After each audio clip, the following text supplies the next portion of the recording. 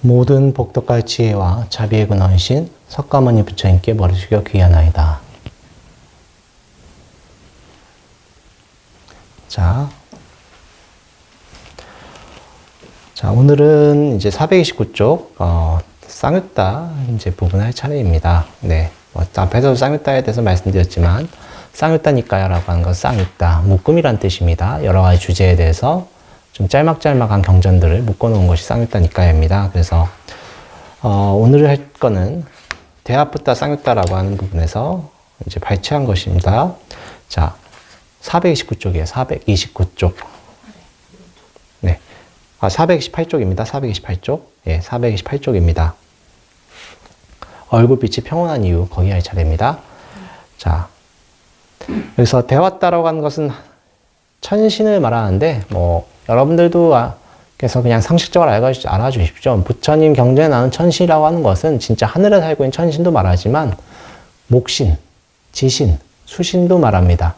신 종류는 다 말해요. 그래서 이 하늘에 살고 있는 천신 말고는 후에 이제 땅에 살고 있는 지신들이나 목신, 수신들은 이 동북아 불교에서는 수라, 대력신이라고 합니다. 대력신. 그래서 여러분들이 나무 같은 것들을 좀 오래 산 나무 같은 거 함부로 베면 봉티 난다고 하는 게 이런 신들이에요. 다 신들. 그리고 여러분들이 자해경 같은 경우는 많이 독송 이제 들어보셨죠? 아마베로 호미 하면서 하는 거, 그게 자해경인데, 그게 스님들이 이제 나무 밑에 수행하실 때 나무의 목신들이 한 명만 살고 있는 게 아닙니다. 그분들이 이제 스님도 오니까 좀 해코지를 했습니다. 그래서 그거에 대해서 달래주려고 읊었던 게 바로 자해경입니다. 예. 그래서 여러분들께서 이제 경전 같은 거 읽으실 때, 천신만 말하는 게 아니다. 라고 이해하시면 좋겠고요. 자, 오늘 할 것은 이제 대화따 쌍유따에 이제 나오는 건데, 여기서 이제 어떤 천신이 이렇게 부처님께 오는데, 스님들이 하루에 한 끼만 드시는데 너무 평온하게 수행을 잘하고 계시니까 신기해서 부처님께 여쭤보는 것입니다. 시간 되면 다 쌍유따니까 다 한번 다루면 참 좋긴 한데, 저희가 시간 관계상 여러 번 말씀드렸지만 이 한 권을 빨리 경전하지 않습니까? 그래서 여러분들께서 한번 다 읽어보시면 참 재밌는 내용이 많습니다. 천신들 중에 다른 종교의 천신들이 이렇게 죽으면 그분들도 선업을 쌓으면 인과를 받죠. 보시바람이 잘 닦으시면은 불자들보다 잘 닦는 분이 계시잖아요. 그럼 천신으로 태어납니다. 천신으로 태어나시는데 천국에 태어나는 거죠. 그분들이 이제 천국에 태어나면 어떻습니까? 일종의 오신통이 열리죠. 그러면 여러분들이 믿고 있는 불교를 그분들도 이해를 하게 됩니다. 부처님 말씀이 맞구나. 부처님 말씀만이 윤회를 벗어나게 해준 법이구나 해서 불교에 귀의를 하게 됩니다. 여기서는 이제 자기 어떤 견해가 있고 자기 세력이 있으니까 함부로 귀의를 못해요. 믿는다고. 그러니까 이해는 해도 여러분들도 아시겠지만 사회생활 하고 하다 보면 자기 집단 유지하려면 그게 막 함부로 바꾸기 힘들어요. 집단 유지한다고 생각하면 맞다고 해도 그런 경우를 제가 가끔 봅니다. 저쪽 다른 종교지만 큰 스님들 경전 읽다 보면은 이게 마음에 와닿는 게 많은데 차마 개종을 못해요. 자기 지위가 있으니까 그런 걸 많이 봤는데 마찬가지로 이 다른 경전에서도 어떤 천신이 그 양반은 또 교주였어요. 교주였는데 부처님께 귀의를 하고 또한 스님들이 수행 잘 안 하는 걸 보고 꾸짖는 내용도 나옵니다. 그런 내용들. 그래서 여러분들 인간으로서 불법을 만난 걸 참 감사하게 생각하셔야 됩니다. 자, 오늘 얼굴빛이 평온한 이유를 한번 같이 읽어보겠습니다. 이하지 나는 들었다. 어느 때 부처님은 사티 기원정사에 계셨다. 그때 하늘신이 부처님 앞에서 이런 개송을 읊었다. 깊은 숲속에 사는 평화롭고 청정한 수행자는 하루 한 끼만 먹는데도 어떻게 얼굴빛이 그렇게 평온합니까? 부처님은 말씀하셨다. 지나간 과거를 슬퍼하지 않고 오지 않은 미래를 열망하지 않고 현재에 충실하기 때문에 얼굴빛은 그렇게 평온하다네. 오지 않은 미래를 열망하고 지나간 과거를 슬퍼하는 어리석은 사람들은 낫에 자린 푸른 갈대처럼 그렇게 시든다네. 부처님 경전에 보면 갈대에 대한 비유가 또 많이 나와요. 갈대에 대한 비유가 많이 나오는데 갈대라고 하는 것은 잘리면 바로 시들죠. 왜냐하면 물가에 살기 때문에 물에 민감합니다. 그래서 여러분 이제 스님들께서 비구 승가에서 수행을 제대로 하지 않으면 어떻게 됩니까? 이제 낯빛이 안 좋아지는 거죠. 이게 수행을 하다 보면 이게 티가 바로 납니다. 이제 여러분들이 이제 불자들 중에 예전 노보사님들, 할머니 보사님들 같은 경우에 그분들께서 교리는 잘 모르지만 부처에 대한 지극한 신심으로 관세음보살 하신다든가 아미타불을 염송하시고 또는 금강경을 독송하신다든가 관세음보살 보문본을 독송하시면 그분들께서 뭐 거기에 나온 경전의 내용 이외에는 잘 모르시지만 얼굴이 말년해지시면 굉장히 평온해지십니다. 얼굴이 바뀌어요. 다른 종교 믿으신 분들을 열심히 믿으신 분들 보면 또 그 종교의 상이 나타납니다. 근데 불교의 얼굴을 쫓아가지는 제 개인적으로는 못 쫓아간다고 느껴요. 굉장히 평온해지십니다. 사실 종교의 목적은 자비라고 할 수 있는데 자비심이 드러나시지요. 마찬가지로 그런 자비심이 왜 나타나는가 또는 마음의 평온함이 왜 얼굴에 드러나는가 하면은 과거를 생각하지 않고 미래를 걱정하지 않는 것이죠. 여러분들 명심하셔야 됩니다. 여러분들께 제가 계속 해법하는 내용 중에 5개라는 것이 있습니다. 5가지 덮개죠. 5개를 꼭 기억하셔야 됩니다. 여러분 수행하실 때 내가 어떤 생각이 들었고 이게 장애구나 라는 걸 꼭 알아차리셔야 됩니다. 첫 번째는 탐욕계입니다. 오욕락을 즐기려고 하는 거. 오욕락에 대한 집착이죠. 그게 첫 번째 욕계고 두 번째가 진계입니다. 화나는 거. 화를 내는 거예요. 분노하는 거. 싫어하는 마음이죠. 내가 이거 왜 해야 되지? 이런 마음입니다. 세 번째는 혼치입니다. 혼침이에요. 혼침. 흐리멍텅한 마음. 혼계라고 합니다. 혼침계. 흐리멍텅한 마음입니다. 제가 계속 말씀드릴게요. 여러 번 이제 익숙하지 않기 때문에 여러분 계속 반복을 해야 기억을 하실 것입니다. 그 다음 네 번째는 바로 도거 그리고 악작입니다. 도거는 들뜨는 마음이고 악작은 후회하는 마음이에요. 여러분들 수행하다 이제 기도하다 보면 들뜨는 건 언제요? 기쁠 때. 내가 말년에 왕년엔 이랬지. 이런 마음. 그리고 후회하는 건 내가 이러지 말았어야 되는데. 과거에 대한 후회와 집착이 보통 도고와 악작으로 나타나죠. 이제 안 그런 경우도 있습니다만 일반적으로 여러분 기도하실 때는 이 두 개가 나타납니다. 이게 네 번째 덮개고요. 다섯 번째는 법에 대한 의심입니다. 여러분 부처님의 귀의한다고 하지만 사실 솔직히 말씀드리면 여러분 중에 전생을 보신 분이 그렇게 많지는 않아요. 기도하고 수행하다 보면 저절로 보입니다만 보지 못한 경우가 많죠. 그럼 어떻게 되냐면 흔들립니다. 믿음이. 그래서 법에 대해서 의심이 생기기 때문에 수행할 때도 결단력이 떨어지게 됩니다. 그래서 아침 저녁으로 수행을 하시라고 저희 스님들이 말씀하지만 그렇게 하는 경우가 그렇게 많지는 않아요. 왜? 여러 가지 핑계가 생기기 때문에 그렇습니다. 하지만 그 마음 깊숙이 보면은 의심이 있습니다. 과연 이 부처님 법대로 살면 나한테 이득이 있을까? 내가 윤회하는 세계를 탈출할 수 있을까? 이 5가지가 바로 5개라고 하는 것입니다. 다시 한번 말씀드리면 첫 번째는 욕계, 욕심, 뭘 갖고 싶은 마음 덮개고요. 두 번째는 진계, 화내는 마음. 그리고 세 번째는 혼침, 흐리멍텅한 거고요. 네 번째는 도고와 악작, 그러니까 후회하는 마음이고 들뜨는 마음이고요. 다섯 번째 의심입니다. 이것 때문에 그런데 지금 현재 이 천신이 본 수행자들은 어떻습니까? 그런 것들 사라지신 분들이죠. 저희가 왜 하루에 3끼 먹습니까? 내일 죽을까봐. 솔직히 우리 마음을 들여다보면 자기 목숨에 대한 집착 때문에 그런 경우가 굉장히 많습니다. 정말 그래요. 자, 그래서 그런 것 때문에 3끼를 먹는 것이고 한 끼라도 굶으면 어떻습니까? 굉장히 걱정이 되는 것이죠. 자, 하지만 스님들은 자기 생명에 대한 집착이 떨어졌기 때문에 평온하신 것입니다. 당장 죽어도 여한이 없다라고 하는 그런 말이에요. 왜냐하면 할 일이 다 끝마쳤기 때문에. 그래서 여러분들이 초기 경전 보면은 아라한가 얻으실 때 어떻습니까? 나는 더 이상 태어난 일이 없다 그러시죠. 그런 이유 때문입니다. 여러분들 마음을 저희가 스님들이 솔직하게 바라봐라 하는 이유가 바로 그런 것 때문이에요. 불교 신자라고 해도 솔직히 바라보라고 하는 걸 이해는 하지만 실제 실천하는 건 굉장히 힘듭니다. 제가 저번 시간에 염이라고 한문 글자를 풀이해서 드렸죠. 염이라고 하는 글자가 한문 어원이 그렇게 되는지 잘 모릅니다만 풀이를 하자면 지금의 마음이라고 제가 풀이 말씀드렸었죠. 여러분들이 그걸 계속 바라봐야 됩니다. 내가 현재의 마음이 어디 향하는가. 정말 솔직히 바라보셔야 돼요. 자, 하지만 말씀드리지만 이 천신들이 보는 비구 스님들은 그렇지가 않다. 그걸 꼭 아셨으면 좋겠습니다. 자, 이어서 기뻐할 것도 슬퍼할 것도 없다. 한번 보겠습니다. 이와 같이 나는 들었다. 어느 때 부처님은 삿개따의 안전한 숲에 있는 사슴동산에 계셨다. 그때 하늘아들 깎고따가 부처님께 와서 이렇게 말하였다. 사문이여, 당신은 기쁘십니까? 그대는 내가 무엇을 얻었기 때문에 기쁘다고 생각하는가? 그러면 당신은 슬프십니까? 그대는 내가 무엇을 잃었기 때문에 슬프다고 생각하는가? 사문이여, 그러면 기쁘지도 슬프지도 않습니까? 벗이여, 그렇다네. 오 수행자여, 그대는 어떻게 기쁘지도 않고 슬프지도 않습니까? 어떻게 홀로 그렇게 고요히 앉아 불만에 휩싸이지 않습니까? 진정으로 나에게는 기쁨도 없고 슬픔도 없네.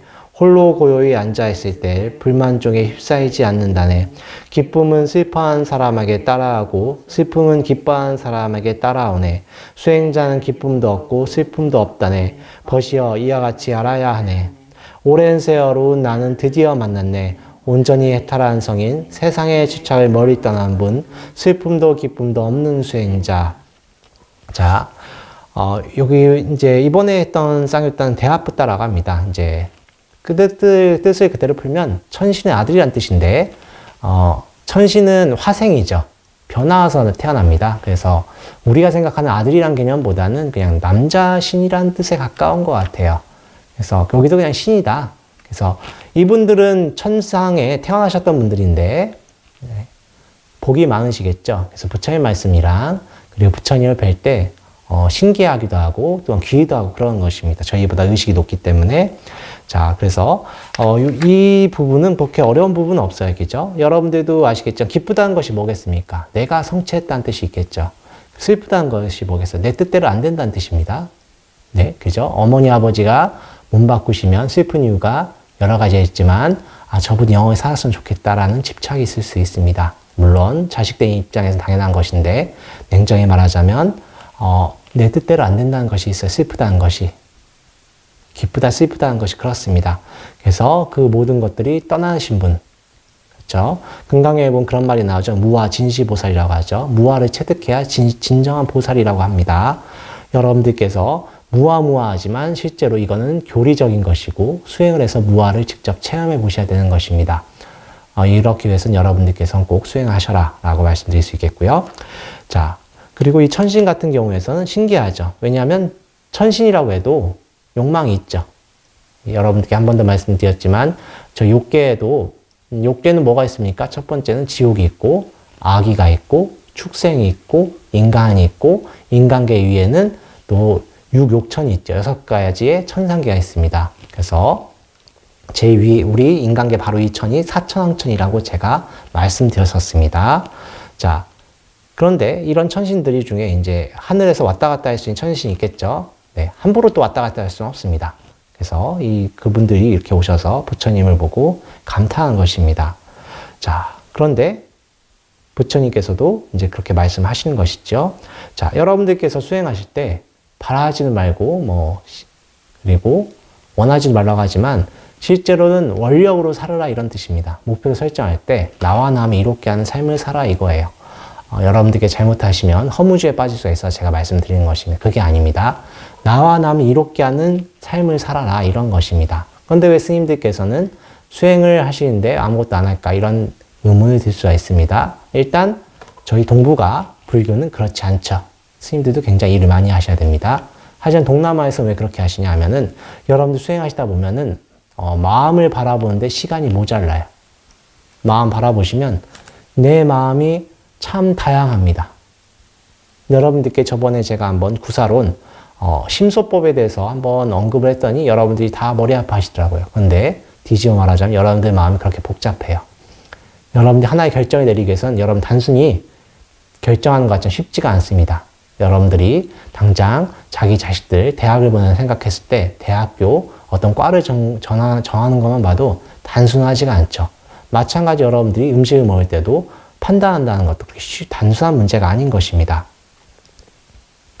그래서 여러분들이 마음을 바라보시라 할 때 시간이 모자라는데 그렇기 때문에 부처님께서는 젊은 날에 출가를 해서 오로지 수행만 하실 수 있는 그 문화를 만드셨던 것입니다. 다만 스님들이 자칫 잘못하면 그걸 안주할 수가 있죠.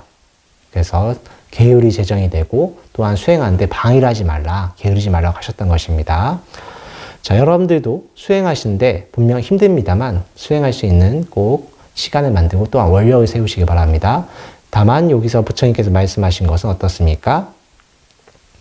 자기가 원력을 성취해도 거기에 대해서 욕심을 부리지 말라는 것입니다. 거기에 암한심을 가지고, 그리고 아니면 실패했다고 해서 거기에 슬퍼하지 말라는 뜻도 포함이 되어 있겠죠. 그래서 기뻐하는 사람을 슬퍼하는 것이 따라온다고 하겠습니까?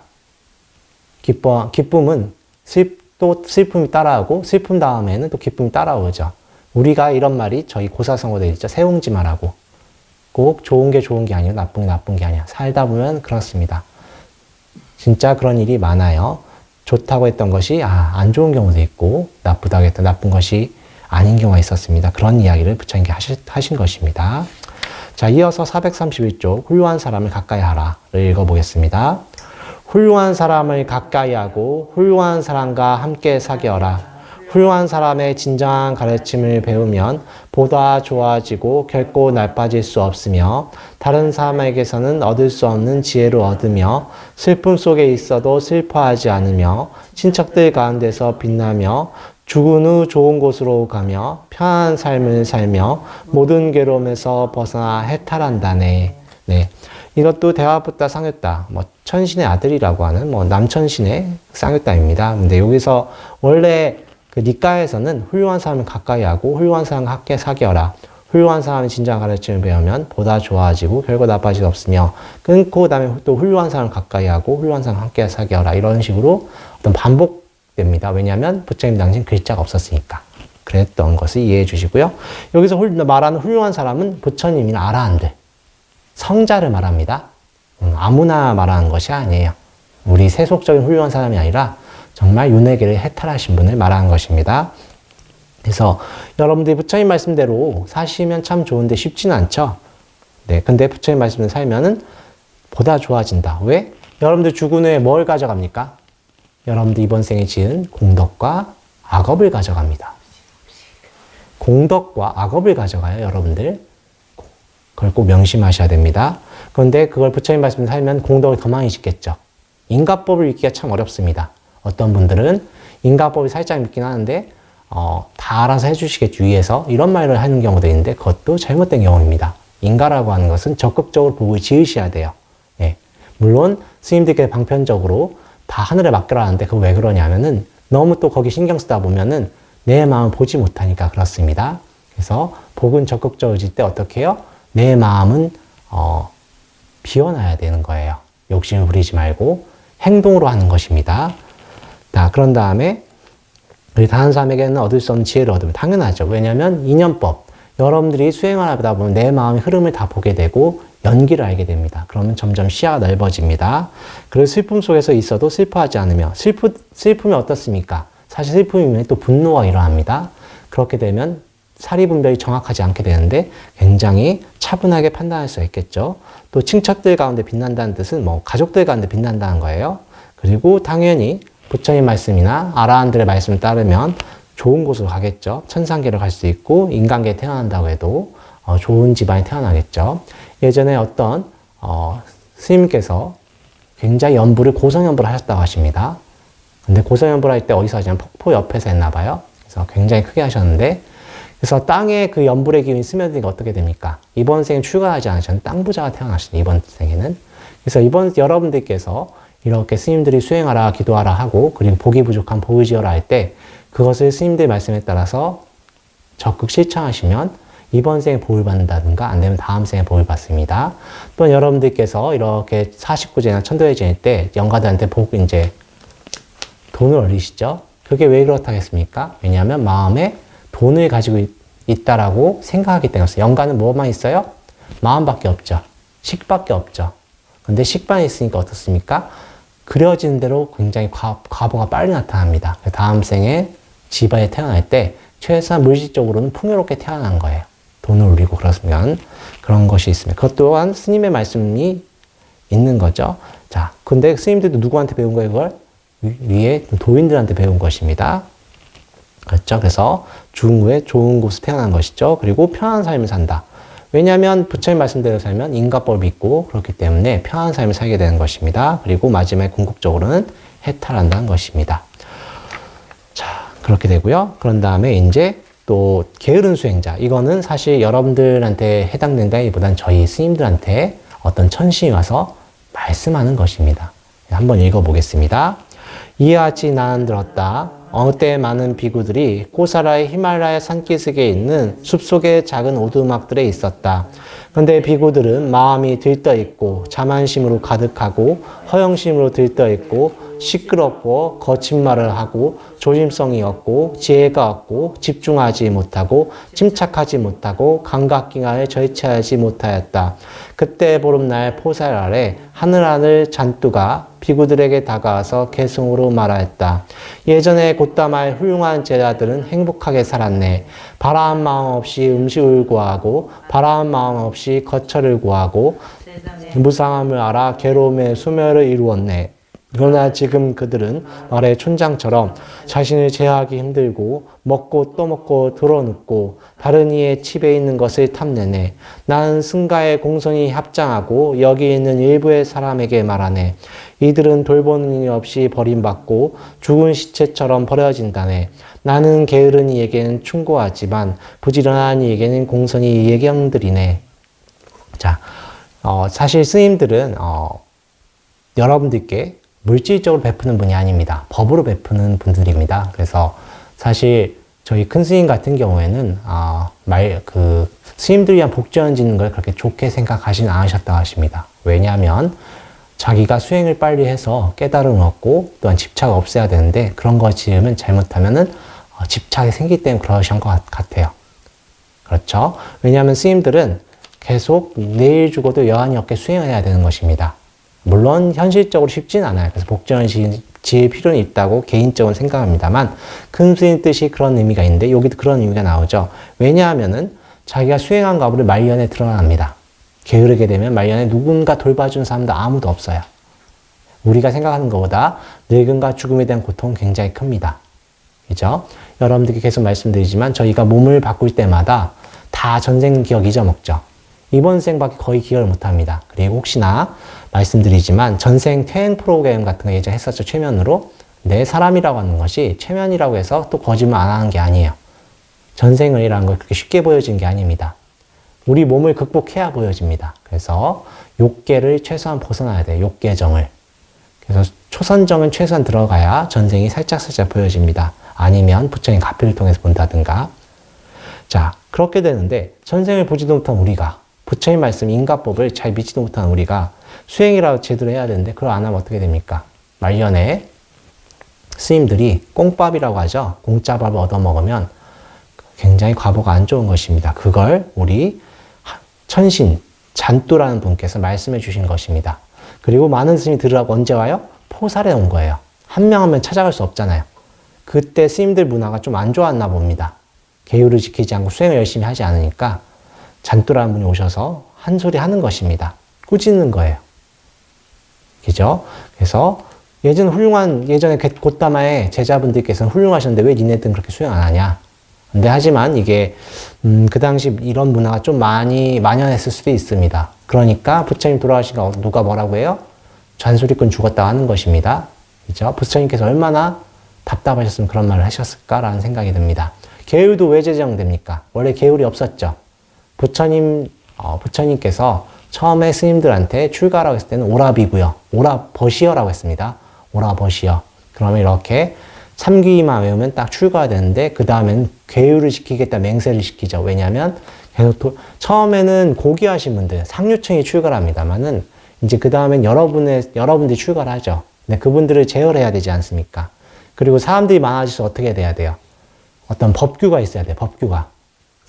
법규가 표준이 없으면 사람들 간에 예절 법규가 없으면 존중이 안 되고 수행이 안 되는 것입니다. 그래서 그런 계율을 만들고 계율이 또 한번 이제 맹세는 하기 쉽지만 계속 지키기는 어렵죠. 그래서 보름마다 이제 한 달에 한 번 이제 보름날 오셔서 포사를 하면서 서로가 점검을 하는 것입니다.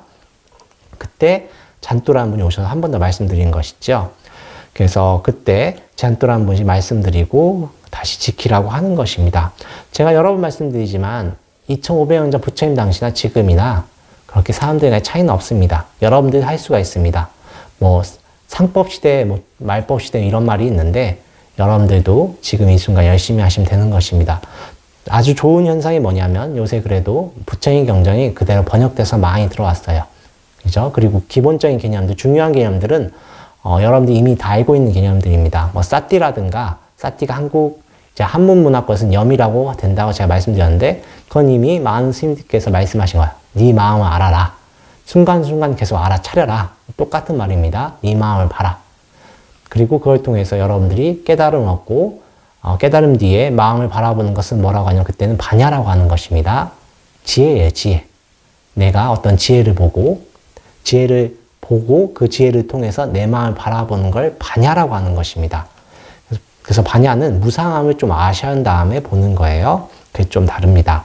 그래서 그 모든 개념들을 알고 있는데 다행히 우리 현재 경전에 들어오고 있죠. 말법시라고 생각하지 마시고 지금 이 순간부터 수행을 제대로 하시면 되는 것입니다. 지금 이 현재 짠뚜라는 분이 이제 충고했던 때 많은 스님들이 아마 반성을 하셨겠죠. 포살은 반성하는 시간이지 않습니까? 그래서 반성하시고 아마 다시 마음을 드셨던 것 같습니다.